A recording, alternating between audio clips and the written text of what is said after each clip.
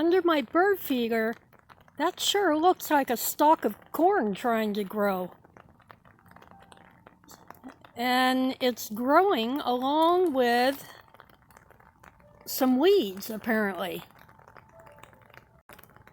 Ah, I wonder how that happened. Oh wait, now I remember. Last year I had that bird feeder right here on the porch where I'm standing. And the birds liked it because they could come and it was all dry. And the problem was that they would scatter the seed as they were pecking at the feeder.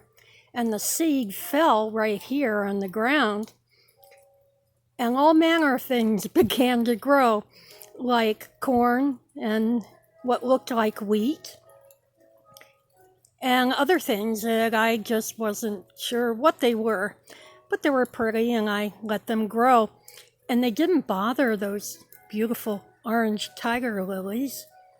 So this year when they began to grow again, I thought, well, okay, I'll let them grow. And if they become a problem, I'll try to dig them out.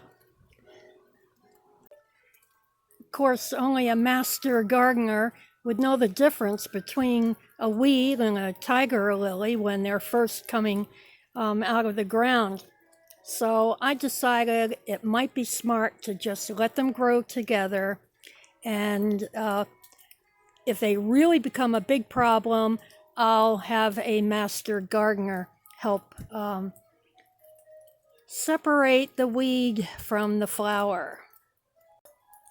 Believe it or not, Jesus told a parable about weeds. He said, "The kingdom of heaven is like a man who sowed good seed in his field, but while everyone was sleeping, his enemy came and sowed weeds among the wheat and went away. And when the wheat sprouted and formed heads, then the weeds also appeared.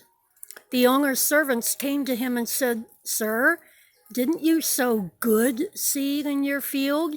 Where then did the weeds come from?' 'An enemy did this,' he replied. The servants asked him, 'Do you want us to go and pull them up?' 'No,' he answered, 'because while you are pulling the weeds, you may uproot the wheat with them. Let both grow together until the harvest. At that time, I will tell the harvesters, first collect the weeds, and then tie them together in bundles to be burned, and then gather the wheat and bring it into my barn.'"